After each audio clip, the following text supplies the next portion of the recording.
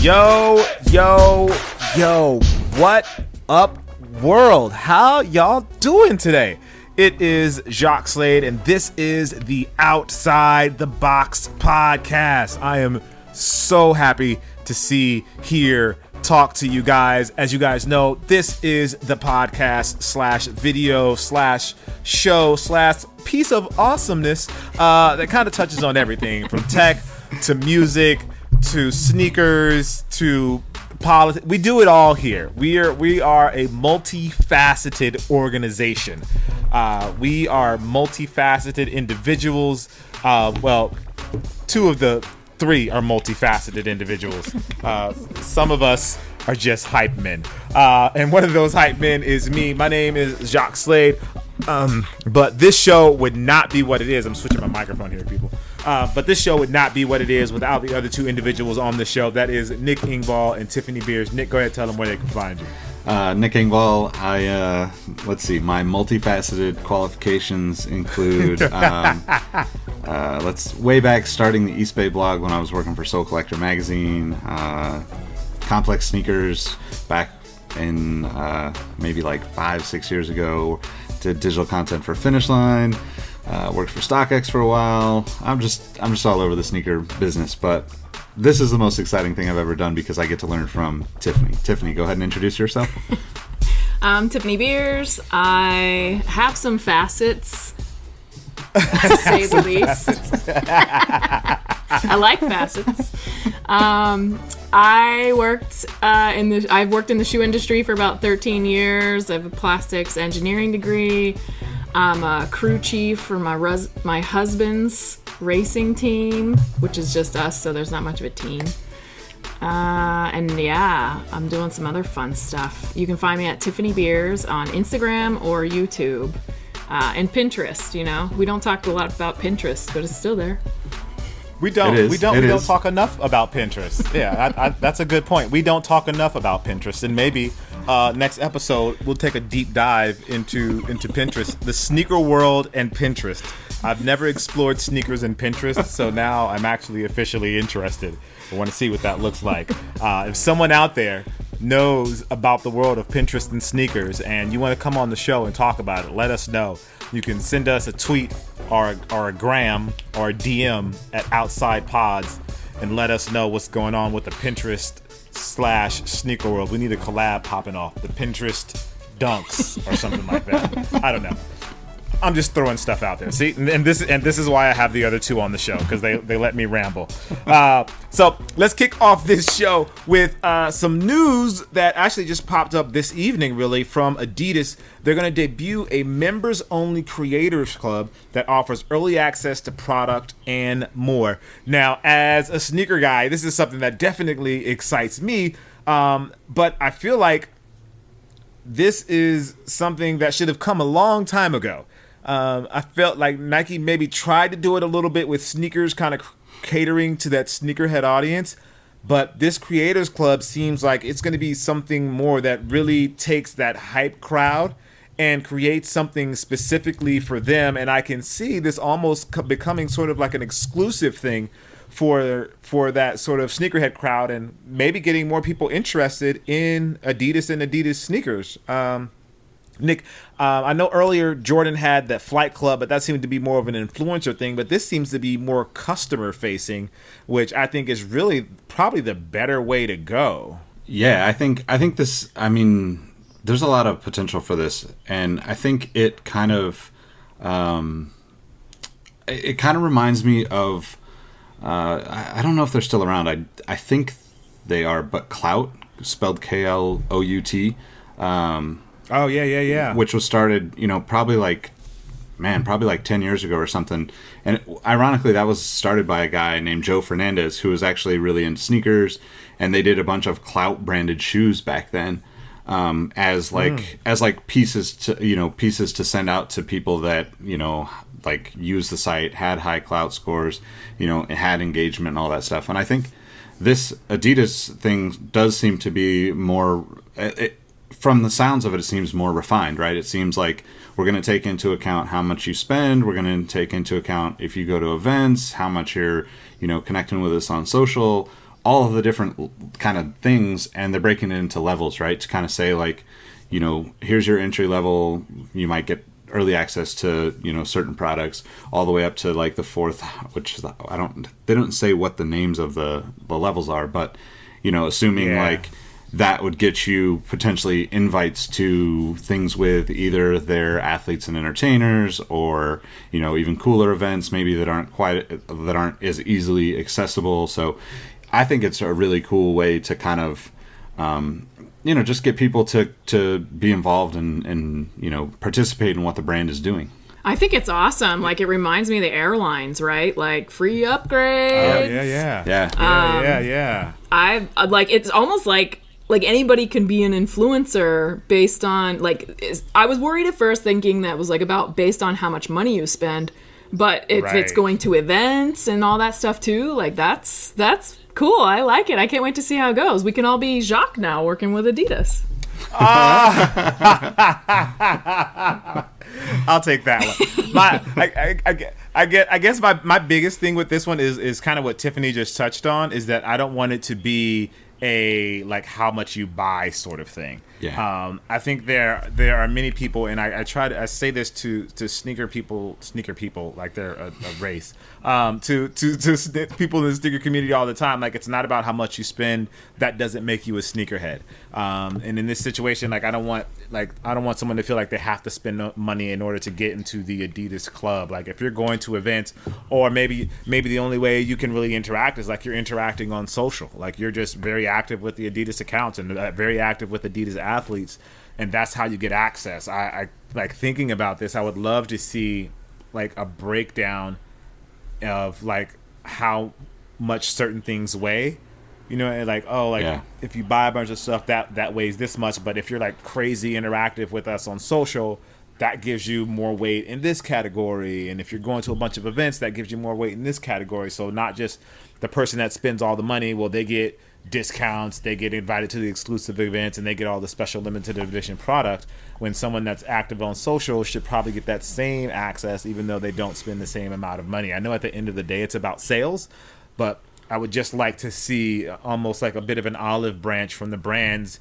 that allows like the disconnect of pricing or of sales, and allow like just engagement and what's the word, loyalty to the brand to kind of have some precedent as well. But this obviously is way too early to know any of that information. This is all pure speculation, just all making it up. If you want to check this out, there's actually a video on this. If you look up Welcome to Creator Club on YouTube, the video should come up.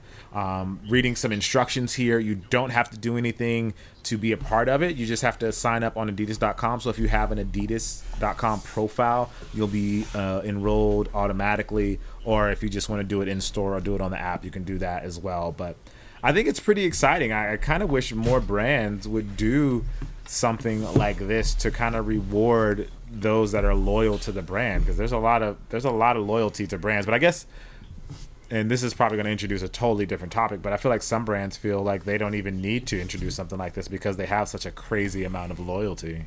I think that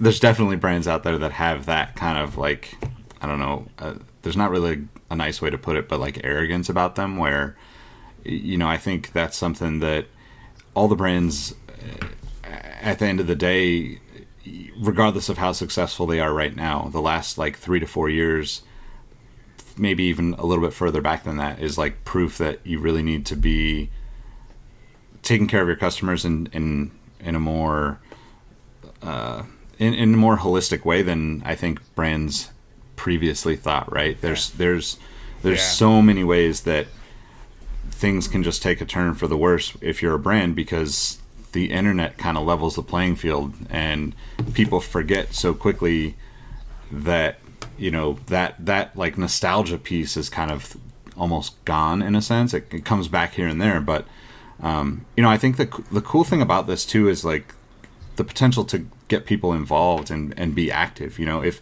they're able to connect this to like the I don't know what other cities do it, but here in LA, right, you have the Adidas kind of run club type thing where, you know, they're going out and doing things on a regular basis. They bring in the parlay events and stuff like that. That kind of stuff to me is even more powerful, because all of these brands, use some form of fitness tracking app or devices, or even wearable tech, and that is, I think, we're getting closer and closer to the point where that becomes almost like over the top of kind of fashion in a sense, because of the nature of people just wanting to be healthier, But yeah, I don't know. This is pretty exciting. I hope that it's going to be really difficult for them to be transparent in like, this is how you earn points, because then it just becomes like, oh, I did it this way. Here's the formula. How do I get the free stuff, or how do I get early access to this product?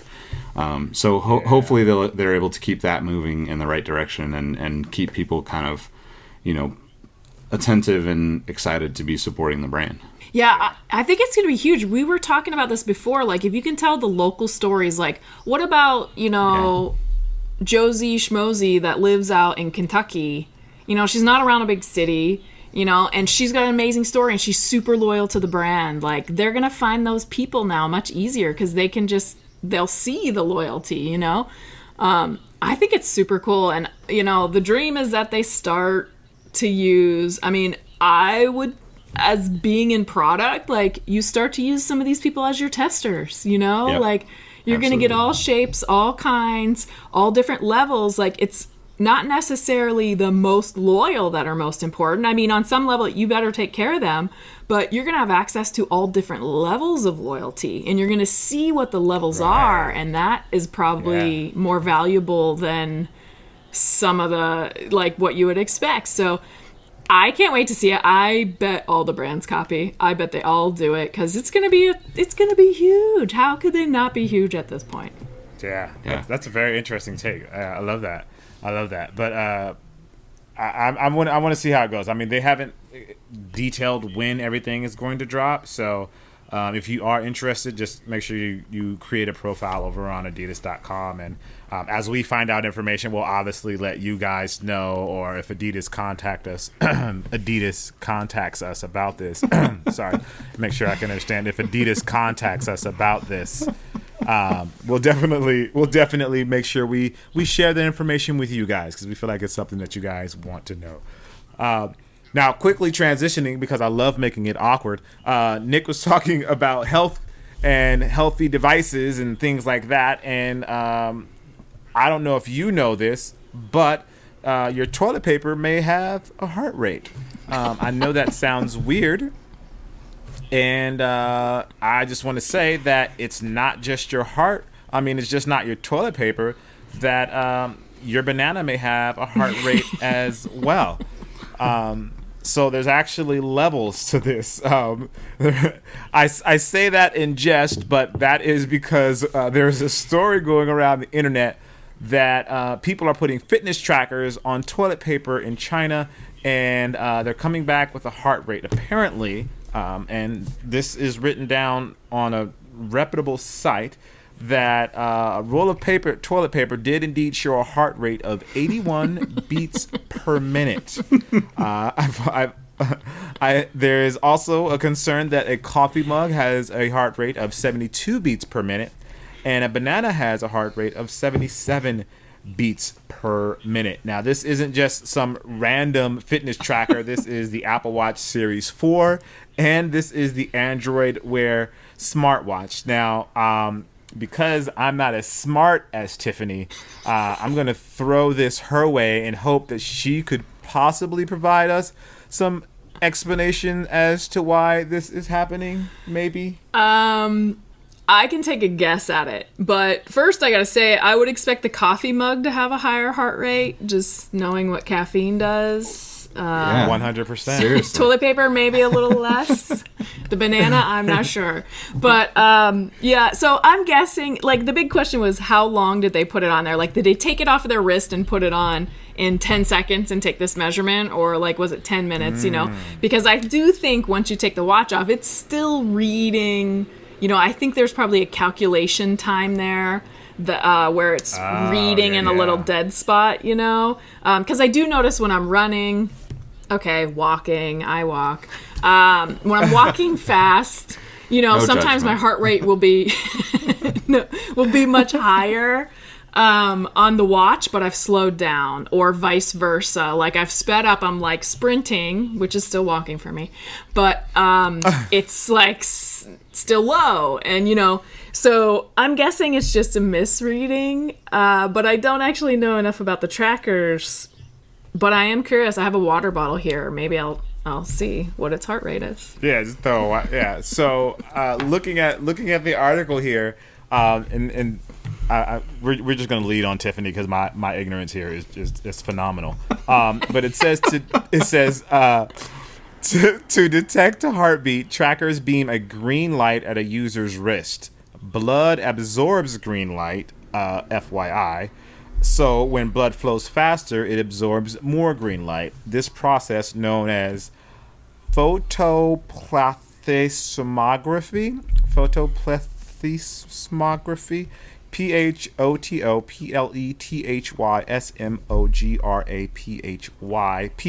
for short, for you medically educated folks out there.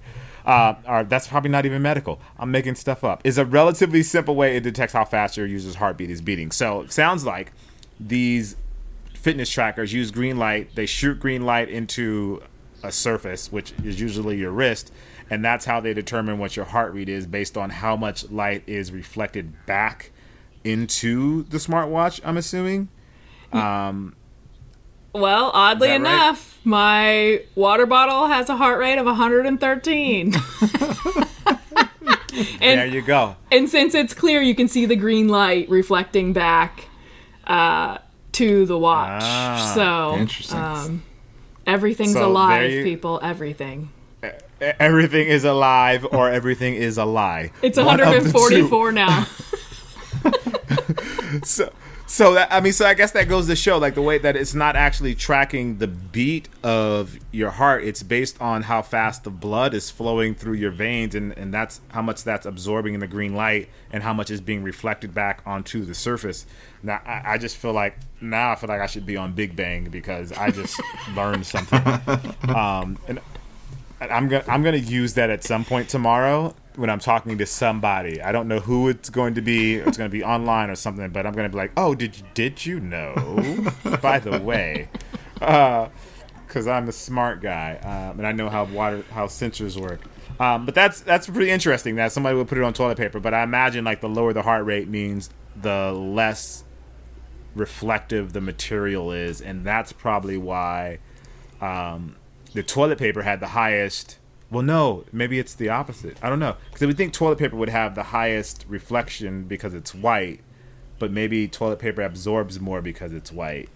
And then the coffee mug and the banana's yellow, and that's kind of in the middle. I don't know. I'm just making stuff up. So if you guys know, if there's someone out there. I just want to know who was sitting there, presumably on the toilet and said, I should really see if this tracker works on my toilet paper. Like, you're totally right. You're totally that's right. like the most. I mean, I've had some really bad ideas in my life, but I don't think like that would ever be one of them. But who knows?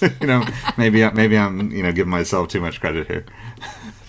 I'm gonna be honest. I get random ideas on the toilet. Doesn't everybody? Aren't you just? Well, yeah. Because you're sitting there.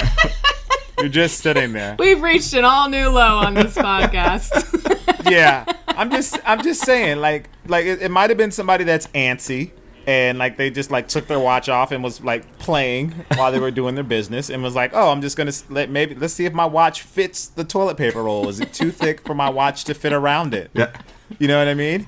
And all right. So then it could have even been premeditated, where it was like, oh, well, the watch isn't gonna fit at this size. I'm gonna have to go a few more times, come back, and then put it. All right. TMI. Let's edit. Let's edit that out. Yeah, edit that out. Clay, if you hear this whole section, let's just take that out. Hit that 15-second fast forward.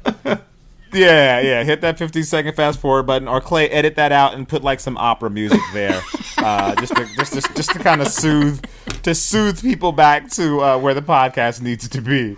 And talking about where the podcast needs to be, keeping it awkward here, this is a transition to a new topic. I figure I should say it just so everybody understands. Going to the basketball world, there was some really big news today, and a bit surprising news to me, to be honest. Joel Embiid has made the jump from ADIDAS to Under Armour, and it's an interesting move, and there's a couple reasons for that. There's always the theory that big men can't sell shoes, and Joel Embiid is obviously a big man, not just because he's in the NBA. He's like a big man for a big man, and so there's my concern is like, will he be able to sell shoes? But at the same time, generally, big men aren't that engaging. I don't mean to make just a sweeping generalization about all big guys, but for the most part, when you're the bigger guys in the NBA, they aren't the most character-driven individuals. I'll say that. And athletically, they're amazing. But for Joel Embiid, it's like the opposite. He is incredibly character-driven. He's funny. He's hilarious. He's very engaging on Twitter and Instagram. So my concern is like, I wonder, like, why would ADIDAS give him up? He seemed like such an asset to me. I mean, I think that ADIDAS basketball is in a tough spot to even, they've been struggling for, I think we even talked about it, maybe a few weeks back, and they've been struggling to kind of find solid ground. They've had a lot of great shoes without the right faces to kind of take them to the next level. I think that like Dame Lillard and James Harden are amazing dudes, and I think that they're great players for the brand, but I don't think that either of them has the big enough personality to kind of like take that next leap up for ADIDAS. And Under Armour's been hungry to get into basketball beyond Steph Curry. Like, I think Steph is an amazing player. He's going to sell a lot of shoes, but he's not the typical basketball. I don't know what the right word is, but archetype. Yeah, like he just doesn't have the kind of the like over the top swagger that basketball players are known for, right?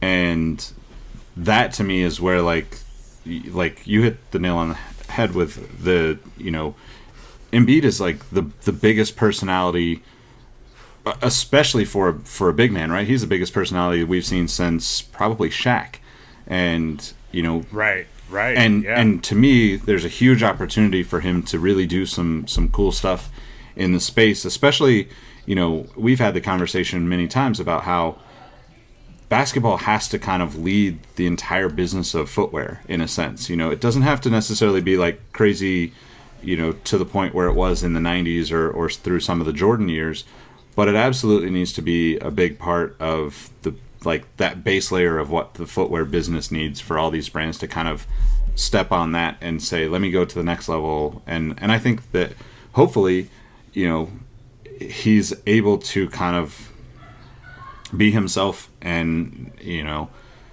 push the Under Armour, I guess, vibe a little bit more, because Curry is too reserved, and as much as he's like got a great personality, a lot of people don't really get to know him enough, at this point. And part of that is him, having kids and wanting to spend that time with them and the family, and I respect that. I also think that it leaves opportunity for other people like Embiid to come in and kind of like ham it up and play it up and be an entertainer on top of being a basketball player. He definitely has that ability, I think, and something that I really it feels, and this may just be marketing at work, but this feels really personal with him.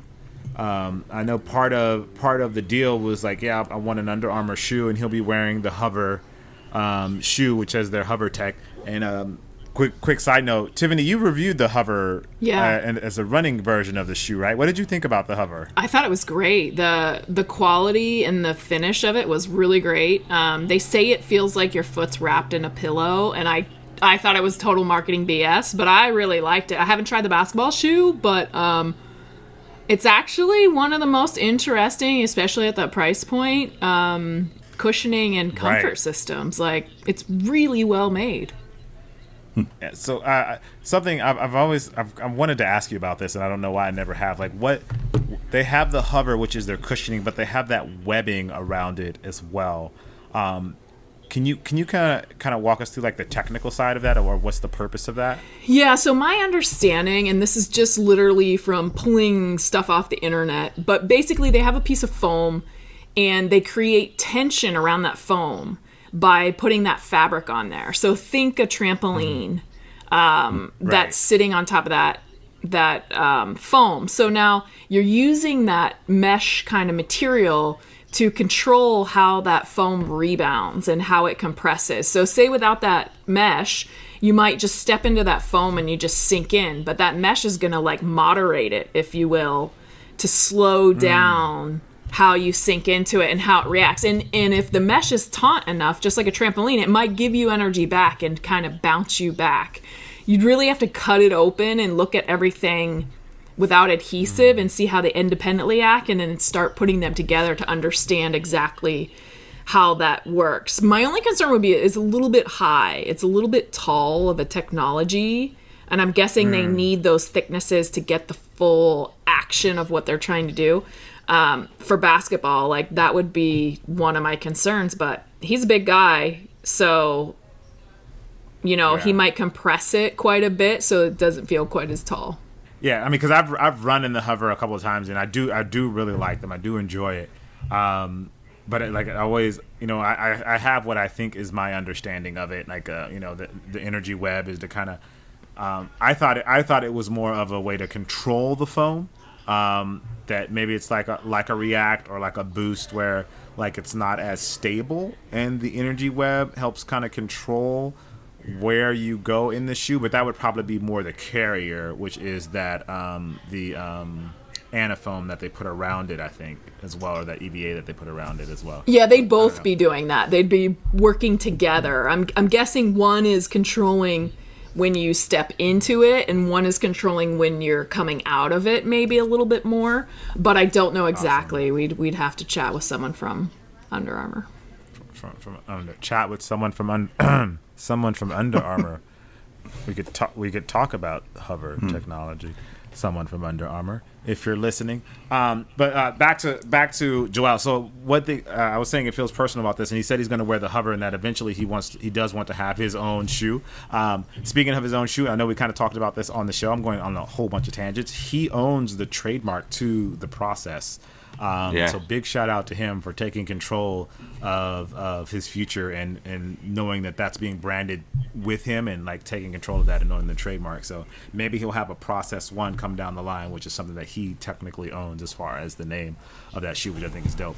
But part of this is, I'm saying, it feels personal, which I've been trying to get out for the last 10 minutes, is that he is going to use this as an opportunity to do basketball camps in Philly, as well as in his home country of Cameroon, which I think is really dope, like to have that sort of perspective on it, where it's like, yeah, I'm going to do this, but more it's about me giving back and inspiring the next generation. For those that don't know Joel's story, he fell in love with basketball through a basketball camp that he was invited to, and he feels like that he wants to impart that same sort of inspiration on the next Joel Embiid or the next kid. So I just think that's really amazing that he was able to do that, and to shape his deal kind of around that personal mission of making others better, as opposed to just being like, hey, just pay me and I'll come over to Under Armour. Although I'm sure they paid him to come to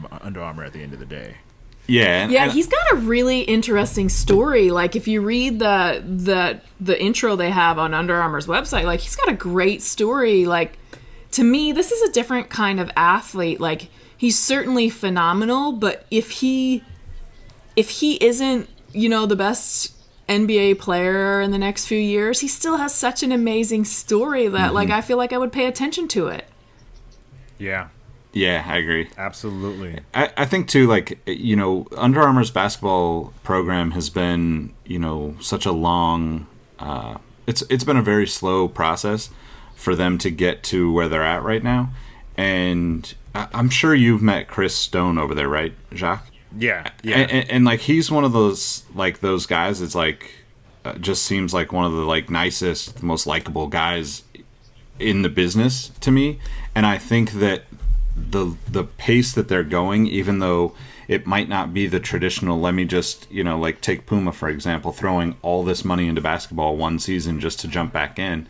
You know, Under Armour does a lot of stuff in basketball, but they're doing the right things and they're taking their time to do the right things, which I think, you know, speaks to that whole like kind of making it personal, making the whole experience for these athletes, you know, bigger than basketball, right. You know, and that's in their words, right? Bigger than basketball. But like that to me just means that you're going to have a much longer, you know, at least a potential for a much longer relationship between the brand and the athlete. I think that's the way to go. I think for every brand athlete, it should feel this personal. These deals should feel like they mean this much to everyone that's involved, and like this personal story that Joel's told, and that he's going to be able to tell even more through the brand is, I think it's the kind of story that marketing people like would die for, and I'm just happy that he's going to be able to expand on it. I really hope to see something grow from it.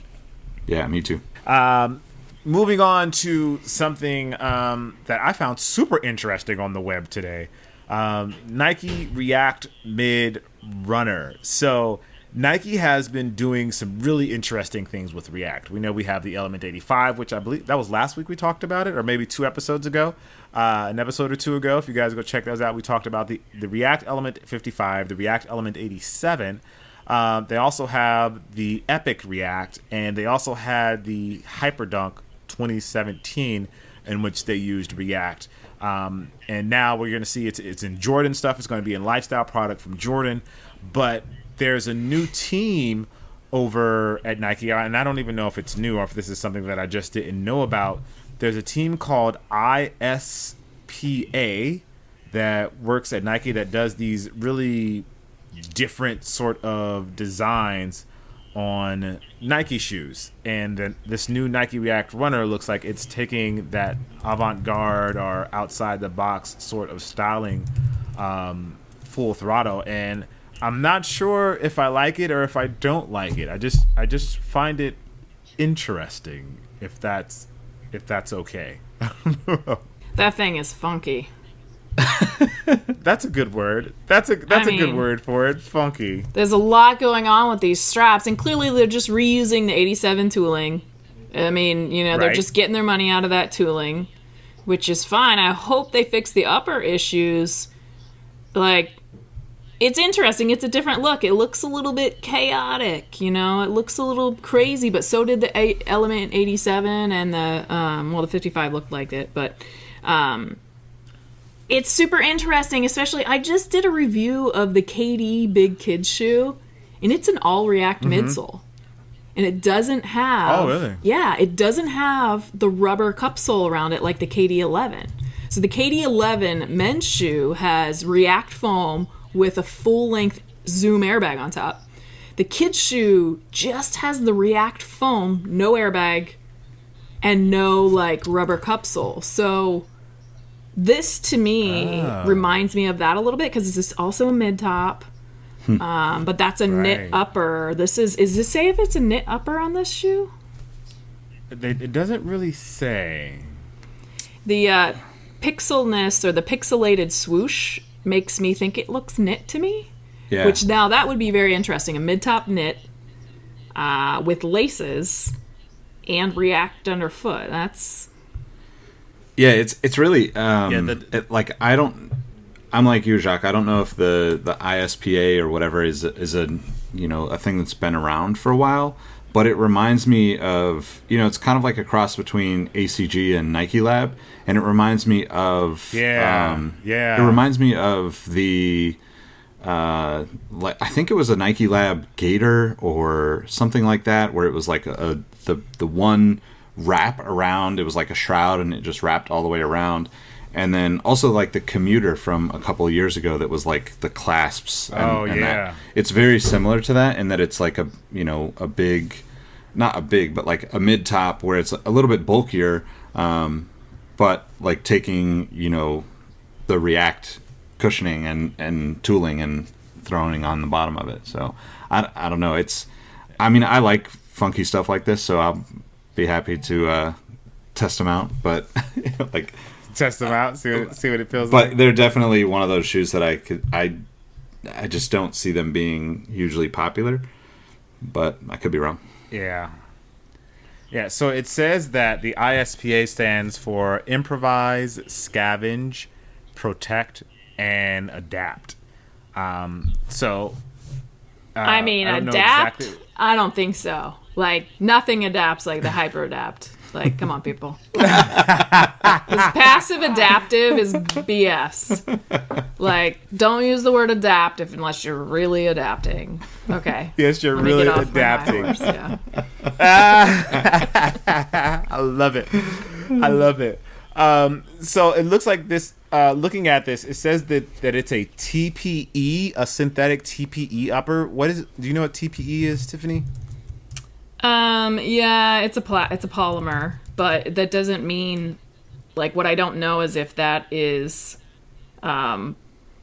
knit woven or just a single layer material. TPE upper, that doesn't make any sense at all, because it looks like there's overlays, on it. Yeah. It looks like there's like some ribbons or something, and then like if you look, I'm gonna. It looks like the blue or the sections on the side looks like they're laid across. I don't know. It's interesting. It's an interesting looking shoe, and I kind of feel like it's like what you said, now a mix between ACG and Nike Lab, Nick. Like I feel like they're going with these like urban commuter, very futuristic sort of styles. I kind of feel like that's where the root of the 87 is, like this ACG-ish off-white. Yeah. Like it's like this mix of like ACG and off-white and Nike Lab and like this urban vibe and like all those things, and trying to combine all of those things together to create the look that we see here. It's definitely an interesting shoe. I don't know when it's going to release. For those of you that are interested in it, it doesn't say anything. From what I understand, it could possibly be holiday or early in 2019. But again, that's just rumors, and we're just throwing that out there. I don't know. I can't confirm that any of that is accurate. But it's an interesting look. They have it in that blue. They have it in white also. And then they also, they obviously have it on top of the React 87 outsole or midsole. Tiffany, one last question for you about this shoe. What does that piece in the back on the heel do? I'm still caught up on this TPE. So TPE is a thermoplastic elastomer, and I was like, man, I've heard that recently, and I think the Boost pellets are TPE also. Which thermoplastic elastomer means it's a plastic with basically elastomeric principles after it's heated. So it's a plastic that stretches, in simplest terms, so it can cover a lot of materials. But yeah, Boost is referred to as a TPE. Okay, sorry, material on the back. The heel, right at the heel on the React, like Element 87. Epic React, they have that plastic piece that goes across the heel. Yeah, that's like a very, very short heel counter, if you will, external, to give some stability. I think it's probably a TPU material, and I think it's giving a little bit of stability between the upper and the tooling. If you notice that midsole has quite a ledge on it, so there's like a shelf there until you get to the upper, and I'm guessing that they had to put this in there to give it a little bit more stability in the heel. And there's also, these designs are very interesting. The Epic React I can't remember if it has a heel counter in it. So this might be in place of a heel counter on some shoes, but it's definitely an element of stability. Yeah, the Epic React has a heel counter. It's not a very that's right, thick heel counter. But there is one there. But it's interesting. It's an interesting shoe. So if you guys haven't had a chance to look at it, it's the React Lifestyle shoe. They're calling it the React ISPA. I'm not sure if that's the actual name of the shoe, or that's something that everyone's just kind of making up because they don't have a name for it. It's just the mid-top React. Just search mid-top React silhouette, and I think it'll come up. I'm sorry. Hypebeast is actually calling it the React Runner Mid WRISPA.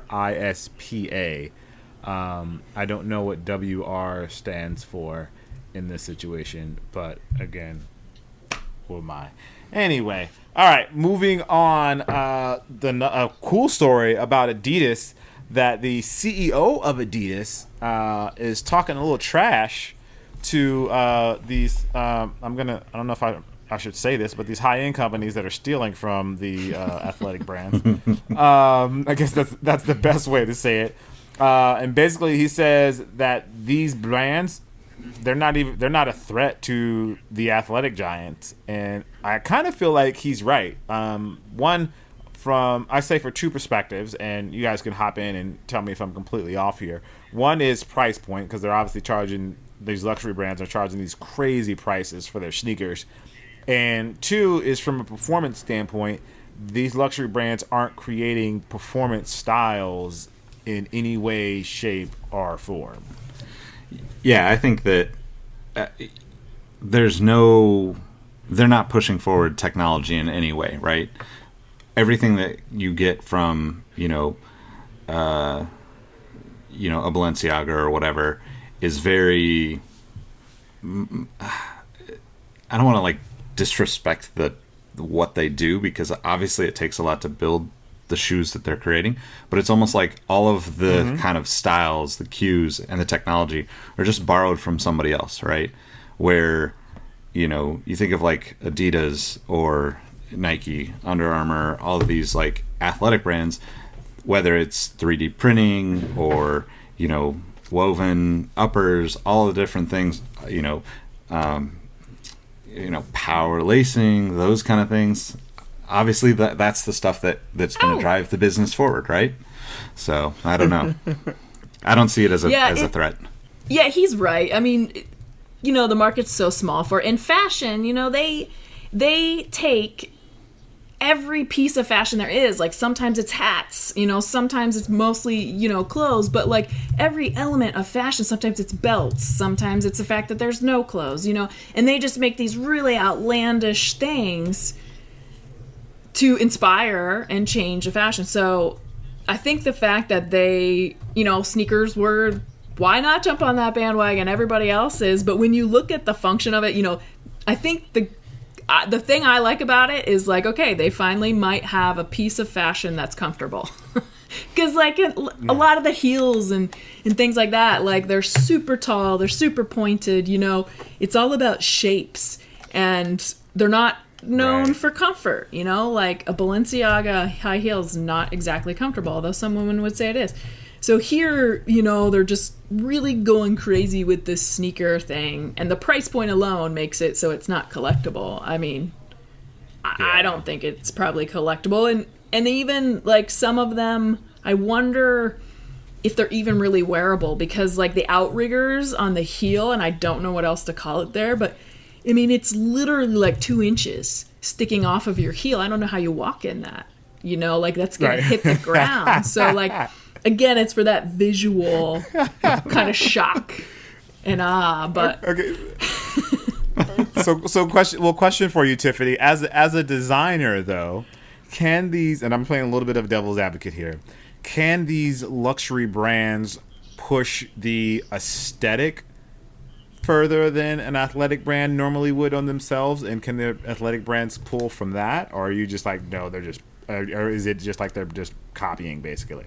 I think they could a little, and if you look at some of these shoes, and then you look at the shoe we just talked about, this mid-top element, the colors are a bit outlandish. There's extra straps and things going on, so you can tell that they are influencing the footwear market, but I don't know if I don't know if they would necessarily push any type of technology or anything like that. I don't think, they're not making enough shoes. Like if you make 1,000 pair of something, if they're even making 1,000 pair, that's still like a prototype run. That's not the volumes, that any of these other brands are making. They're making thousands, if not millions of pairs. So different process.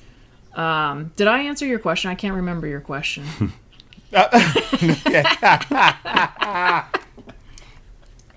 Oh, I love it when Tiffany goes on a tangent.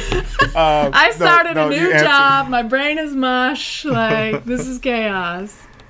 No, it was perfect. You answered the question perfectly. I think we all agree.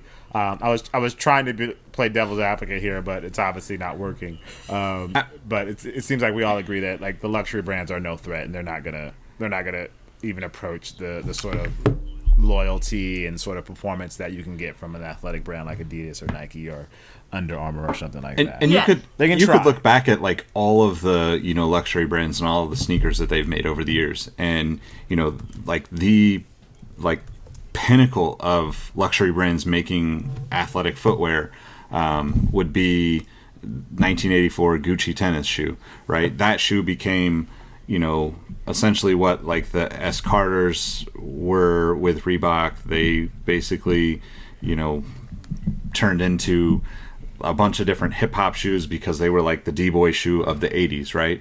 If you were the man on the block, you were buying those Gucci tennis shoes, but there was no technology to them whatsoever. Like, they're a beautiful shoe. They're ridiculously high-end leather.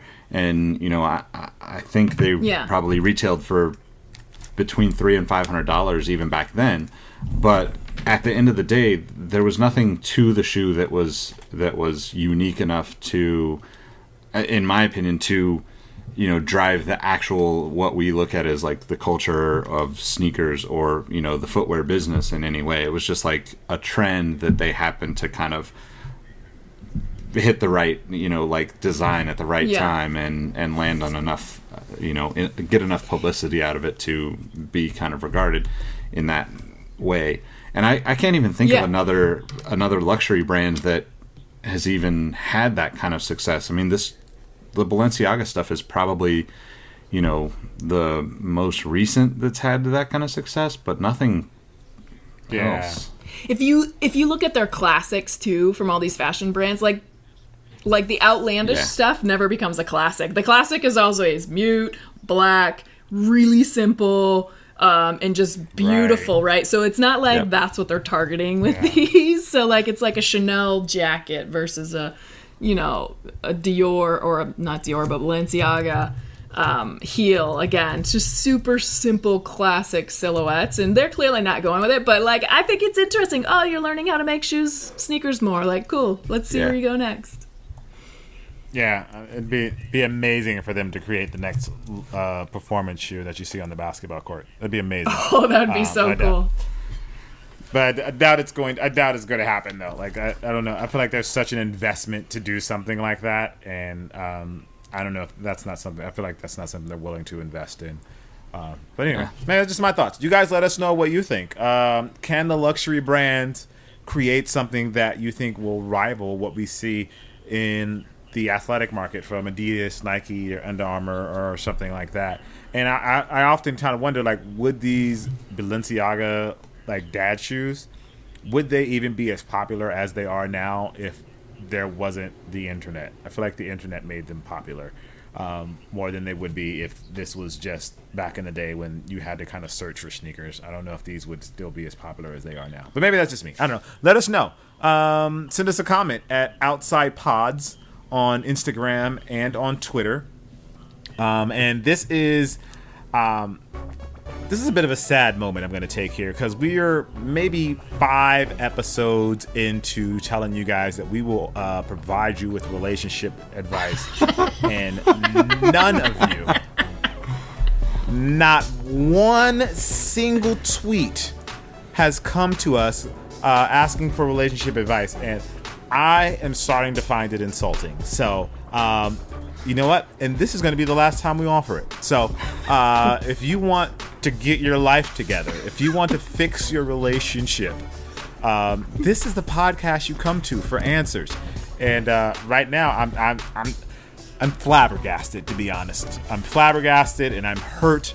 It's hurtful of you guys not to talk to us about your relationships and let us all in your business. But if that's the life you want to live, then that's the life you choose to live. You go ahead and live that life.